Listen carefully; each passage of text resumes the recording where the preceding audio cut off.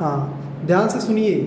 जैसे पृथ्वी की आंतरिक संरचना का अध्ययन करने के लिए क्या साधन हो सकते हैं?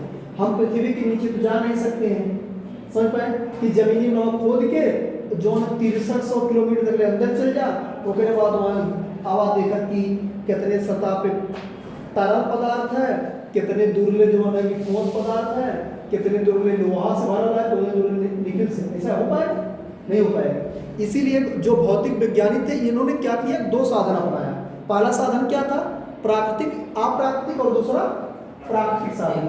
अब अप्राकृतिक साधन में क्या है कि घनत्व, जैसे घनत्व तो हम निकाल सकते हैं, ठीक है। घनत्व निकालने का तरीका हो सकता है जैसे वहाँ की हम मिट्टी निकाल लें खोद के, तो उसकी उस मिट्टी की वो जो, या कोई पत्थर निकाल लें तो उसका घनत्व ज्ञात किया जा सकता है, ठीक है। तो यहाँ पर जो पृथ्वी का औसत घनत्व माना जाता है ये 5.5 ग्राम प्रति सेंटीमीटर क्यूब होता है, याद रखना 5.5 ग्राम प्रति सेंटीमीटर क्यूब। अभी आगे मैं चित्र बना रहा हूँ पृथ्वी का आंतरिक संरचना का, तो उसमें देखो कैसे कैसे डिवाइड किया गया। इसमें क्या होता है, बाह्य परत का 3 होता है, कितना 3 ग्राम सेंटीमीटर, मध्य परत का 5, और अंतिम परत जो होती है तो केंद्र पे, पृथ्वी के केंद्र पे लगभग 13.5 ग्राम प्रति सेंटीमीटर क्यूब होता है। समझ पाए थे कहानी? दूसरा का हो दबाव। हम जानते हैं जैसे जैसे हम पृथ्वी के अंदर जाएंगे दबाव बढ़ता है, और दबाव बढ़ने से घनत्व बढ़ता है। अरे भाई सिंपल चीज है, देख ले कि ना जो बर्फियों की सब बनावट मिठाई जो बनावट, तो पहले क्या करला बढ़िया से ओकर आटा गूंथ के ओके का करले कठोर नीचे दबा के रख देने कि जब वो तनकी कठोर हो जाए तो की घनत्व कर ज्यादा हो जाए, तब ओकरे बाद ओके का कर बढ़िया उतवा में थरिया में पराती में फैला के बाद चक्कू से धीरे धीरे काटा है। समझ गए? उसी प्रकार से जैसे हम अंतर जाते हैं तो दबाव बढ़ने से घनत्व बढ़ता जाता है, तो हम जान जाते हैं कि जितना भीतर जाए उतना दबाव बढ़ेगा और उतना उसका घनत्व अधिक होगा। सिंपल चीज है। तीसरी बात है तापमान। अब समझो हम पृथ्वी के ऊपर भी जाएंगे तब भी ताप में परिवर्तन होगा, और पृथ्वी के नीचे जाएंगे तब भी ताप में परिवर्तन होगा। यहाँ कुछ आंकड़े जो दिखाए गए हैं, ये आंकड़ा बताता है कि अगर पृथ्वी की सतह से हम 8 किलोमीटर के भीतर जाएं, कितना हमने खड़ा है ना धरती पे, तो धरती से 8 किलोमीटर भीतर जा, तो वहां ये बताया गया है कि जब 8 किलोमीटर पहुंच जाते हैं तो 32 मीटर पे 1 डिग्री सेल्सियस बढ़ेगा। कितने पे? अगर 32 मीटर, 8 किलोमीटर के बाद हम 32 मीटर और अंदर जाओ तो कितना बढ़ी? 1 डिग्री सेल्सियस।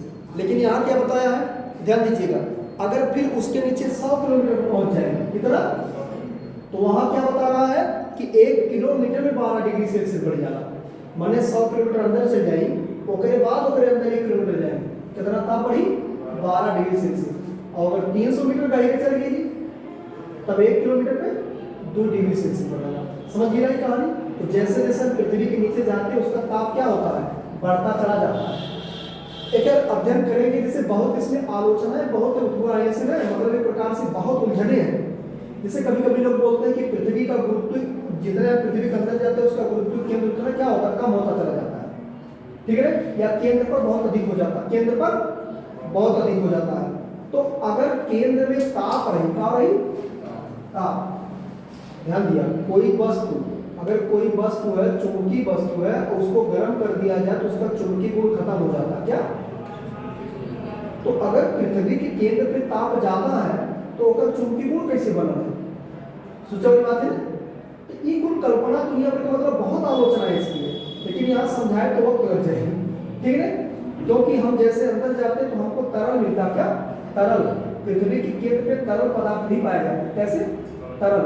वो कैसे पता चला? ज्वालामुखी फटेगा तो ज्वालामुखी बाहर कहाँ निकल रहा? तरल पदार्थ निकल रहा है। समझ में? ये अप्राकृतिक थे। कौन कौन थे? घनत्व, दबाव और तापमान। अब इसके बाद क्या आता है? प्राकृतिक साधन। प्राकृतिक साधन में क्या क्या आता है? ज्वालामुखी।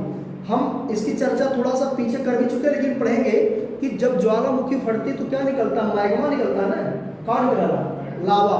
अरे भाई ऐसे बड़ा कुछ हुआ नहीं, अगले बाद ऐसा एम से फूटी तो बाहर मारे पूरे कहाँ निकली? लावा निकली ना। आई लावा निकल गया पूरा फैली इसे, समझ गए ना। तो जब लावा निकला तो वहाँ तरल पदार्थ निकली, गैस निकली, कंकड़ पत्थर निकली है। तो कंकड़ पत्थर गैस से पता चला थोड़ी ना कि कौन मात्रा हमारा ज्यादा है, लोहा ज्यादा है कि कैल्शियम की ज्यादा है कि निकल की मात्रा ज्यादा है। समझ गए ना। तो इसे पता चल जाएगा कि पृथ्वी के अंदर किस तत्व की ज्यादा मात्रा है, या कितने गहराई से ज्वालामुखी आई है, तो वहां पर कौन सा तत्व सर्वाधिक मात्रा में पाया जाता है। कुछ ज्वालामुखी फटती है तो इससे बहुत आकार भी बनते हैं ज्वालामुखी फटने से। पढ़ोगे ही, बैथोलिथ, फेकोलिथ, लेपोलिथ, हाइड बनता है, इसके बाद डाइक बनता है। डाइक बनता है क्या? डाइक इकुल बना ना, इकुल जैसे पृथ्वी के अंदर माने ऐसे जब ज्वालामुखी फटल जैसे हमारे को परत रहा से खड़ी खड़ी ऐसे ऐसे, तो यही में आए कि लावा हुआ जम जाना ऐसे, समझ गई ना।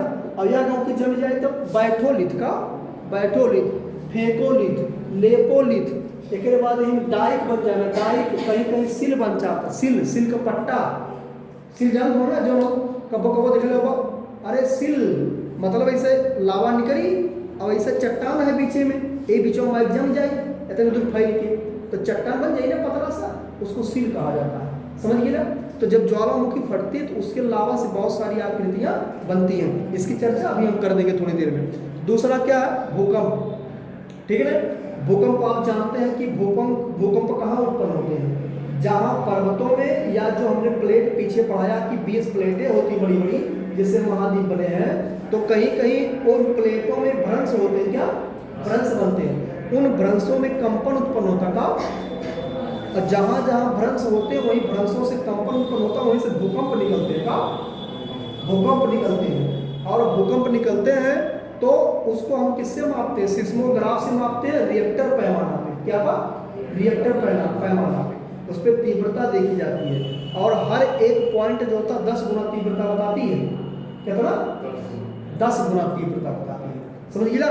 अब इसके बाद आंतरिक संरचना देखा, इसकी हम अभी बना रहे हैं, इसको हम आगे बढ़ा रहे हैं कि पृथ्वी का आंतरिक संरचना को 3 भागों में लोग पढ़ते हैं। सबसे ऊपर होता है भूपर्पटी का, अरे भाई जो हमने ज्योति कोई रुका हुआ है, भूपर्पटी है, लेकिन कितने किलोमीटर तक है? 30 किलोमीटर गए तक का कहते हैं भूपर्पटी का, भूपर्पटी।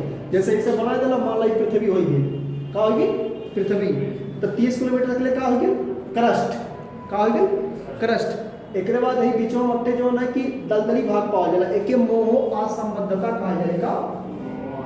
ओकरे बाद फिर एक नीचे जब यहाँ तक ले का हुआ मेंटल है, का इसको प्रावार भी कहते हैं, क्या प्रावार, मेंटल कहते हैं या प्रावार कहते हैं। 30 किलोमीटर से लेके लगभग 2900 किलोमीटर तक पाया जाएगा गहराई तक। कितने? 2900। एक एक 2 भाग में बांटल गई है, ऊपरी क्रस्ट निचली क्रस्ट, ये 2 भाग में, ऊपरी मेंटल निचली मेंटल। एक बाद अंतिम वाला जो होला एक कोर कहा जाला, का कोर, ये क्या करोड़, ये कितना है 2900 से लेके पृथ्वी के केंद्र तक 6300 तक में, तो इसको ऊपरी करोड़ कहा जाता है, निचली करोड़ कहा जाता है। इतनी बात समझ गए? हाँ, अब एक चित्र हम बना दे रहे हैं, उसको बना लीजिए, उसमें पूरा हम असंबद्धता बता दे रहे हैं, कैसे कौन से असंबद्धता होती है, समझ पाए कि नहीं? ठीक है ना, ये समझ में आया चित्र। जैसे धरती पर से हमने 30 किलोमीटर तक कितना पहुंच जाए, ओके भूपर्पटी कहा जाएगा, ओके क्रस्ट कहा जाएगा, और वही में खेती बाड़ी हो ले, खनिज जो वही पावल जाएगा, क्या हम क्रस्टवय में सबसे ज्यादा, समझ गई ना। 30 किलोमीटर नीचे बहुत कम है जने खोदा जा रहा, सोना चांदी हीरा मोती, कोयला वगैरह कहाँ पावल जाला? क्रस्टवय में। ओकरे नीचे दूसरी परत का होले मेंटल, का होले मेंटल, और तीसरी परत का होले कोर होती, क्या कोर, कोर का घनत्व सबसे ज्यादा होता है। क्लियर? अब आगे देखा